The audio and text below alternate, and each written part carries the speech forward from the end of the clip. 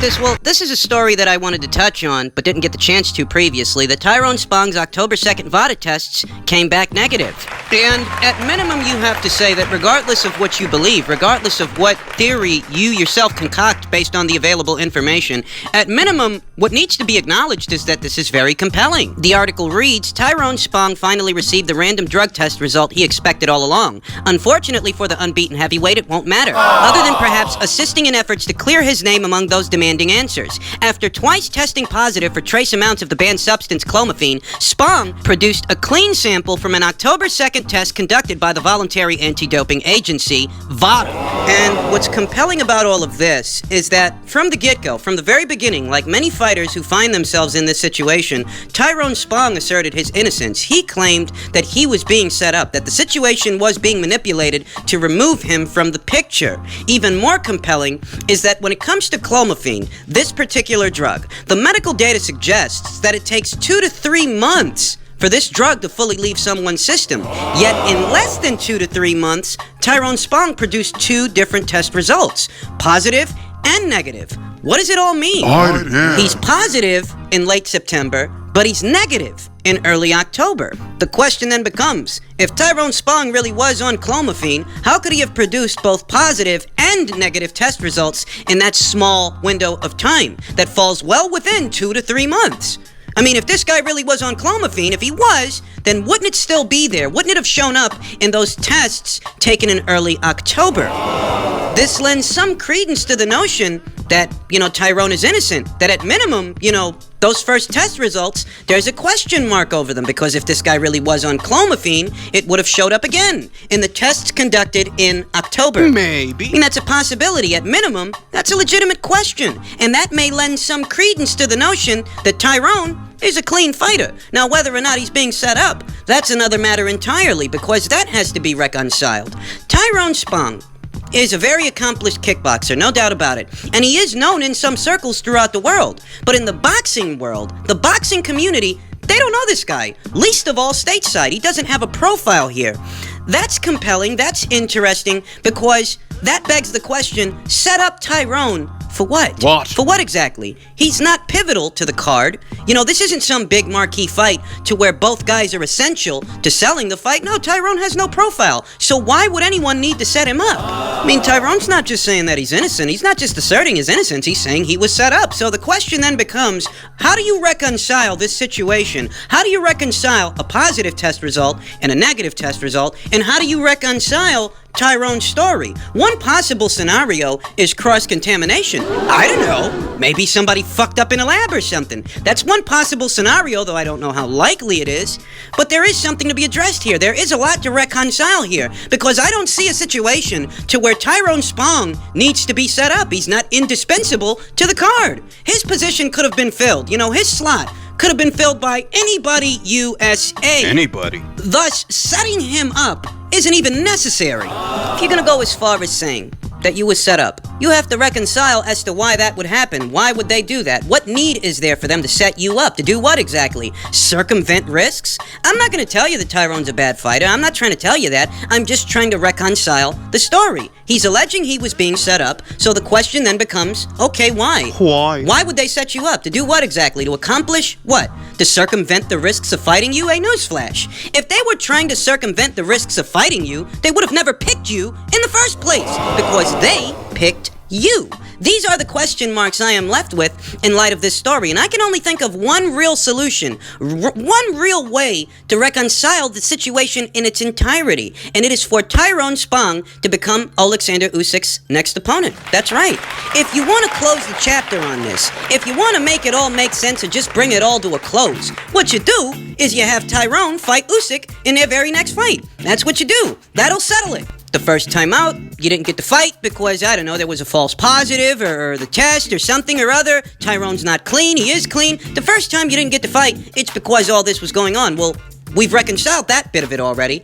You had another set of tests, they came back clean, so you're a clean fighter. Fine, we'll operate on that assumption. Tyrone is a clean fighter, thus, there's no reason for Usyk not to fight him in his very next fight. On Usyk's end of it, what Tyrone, I don't know, in a roundabout kind of way, is saying that they were trying to get around him. That Usyk was trying to get around Tyrone. In a very roundabout way, that's what Spong is suggesting. Okay, well, you can reconcile that. Usyk can reconcile that by fighting Tyrone in what is his next fight. I think that fight makes sense. I think it makes sense because I'm not convinced that Usyk is ready for the upper echelon heavyweights. I'm not. I'm not convinced that he's ready for a Ruiz, a Wilder, a Joshua, a Tyson Fury. I'm not convinced that he's ready for those guys. So a fight between him and the likes of a Tyrone Spong actually makes sense. You got a guy at heavyweight, a full-fledged heavyweight in Tyrone Spong, and you've got a newbie to the weight in Usyk. Neither one of them has proven very much in their in their heavyweight campaign. Tyrone still got things to prove as a heavyweight contender, and so does Usyk. A fight between the two makes sense. The stage is set for that fight.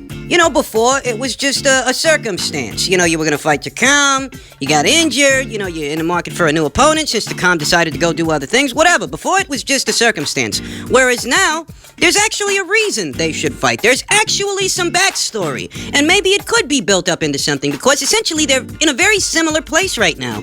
They're two guys in the heavyweight division who've got something to prove, to put the rest of the weight class on notice. And, I think Usyk's great. He's a talented fighter. But the fight with Witherspoon, that didn't put the division on notice. No, it didn't. It highlighted some things that Usyk needs to work on, and more or less how I expected he would approach, heavyweights that are out there. He's going to use his angles, his accuracy, his footwork, his boxing acumen. He's not going to go up there and be an artillery guy. Usyk's got stuff to prove the same way that Tyrone's got stuff to prove. Tyrone is very decorated as a kickboxer, but this ain't kickboxing. This is boxing. Okay, it's different. There are differences. And because of that, he also has things to prove. The fight makes sense. I don't think that Usyk should square off against a Ruiz, a Joshua. I mean, I know that there's a precedence for it via the alphabets, and I'm not protesting that. I'm just saying that some things make more sense than others. And since Tyrone is all bent out of shape, that he didn't get that opportunity, why not give it to him? And for Usyk, it's a chance for Usyk to further acclimate to this weight class, to work on things. You dip your toe in the pool, now it's time to, go for a couple of breaststrokes, see how it feels, and I think that Spong is a good candidate. I thought he was a good candidate before. I still think he is now. At minimum, what I walk away from this story thinking is that there's a lot to reconcile, but most of it can be reconciled by simply having these two guys fight each other. Just one man's opinion.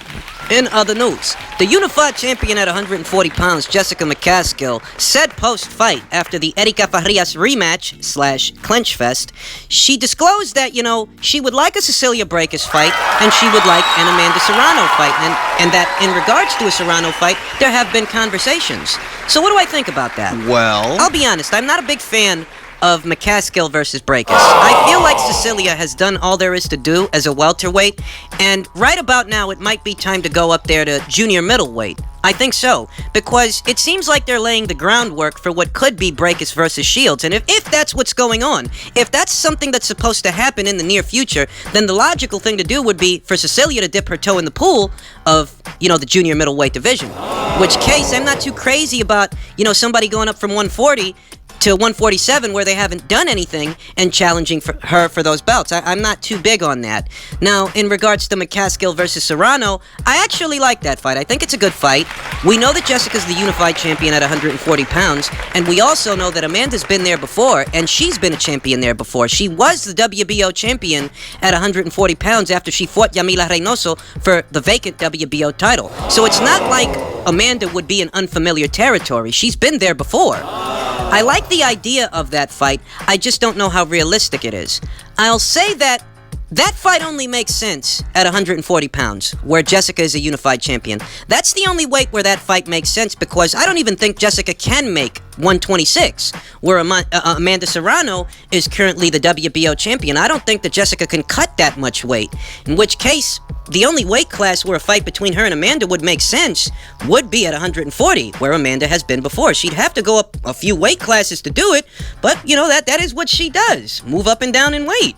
So, she wouldn't be in unfamiliar territory. I think at that weight, the fight makes sense. But I also think that when it comes to Jessica, and when it comes to Amanda, there are other fights out there that make just as much, if not more sense, than a fight between the two. Amanda Serrano versus Jelena Marjanovic for Jelena's 2 world titles at 126. That actually makes more sense than Amanda going all the way up there to fight Jessica. Why go up there to fight Jessica for 2 world titles when there's a unified champion right there where y'all are already, where you have a world title? You have that fight, you could end up with 3. In regards to Jessica, I think what the next move should be is securing an opponent so that Jessica can contend and thereby pick up the vacant IBF title. The vacant title that Victoria Bustos left behind. I think that's the next logical step for Jessica McCaskill.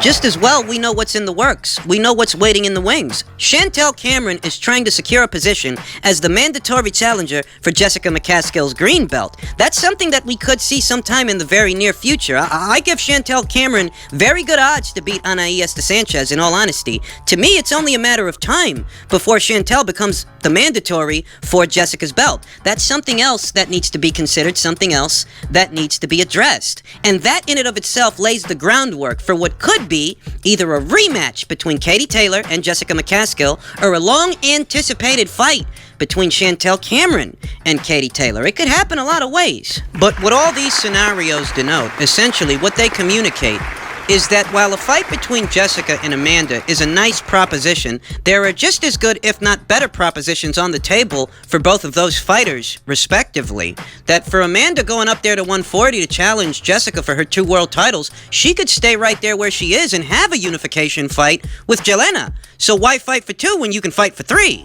And for Jessica, well, she's going to have her work cut out for her as a unified champion, the only unified champion in the 140-pound division. Chantel Cameron is working her way towards her, and she's got to have that to consider. In the in-between time, she can pick up a 3rd world title, but she's already in a really good weight class, and there are already really good fights that are in the works. We know that Katie Taylor's going to be fighting there very soon. We know that Katie Taylor's going to be fighting Cristina Linarda too, the WBO champion, and challenging her for her belt. If Katie picks up that belt and Jessica hangs on to her 2 belts, could be 3 in the near future, well, that sets up an undisputed title fight that will also serve as a rematch between Jessica and Katie. And we all know Jessica wants a rematch. She wants a 2nd fight. So that kills 2, 3, maybe even 4 different birds with 1 stone. So I reiterate, a fight between Jessica and Amanda, I like the proposition of that fight. I think it would be an all-action kind of fight because they're both punchers.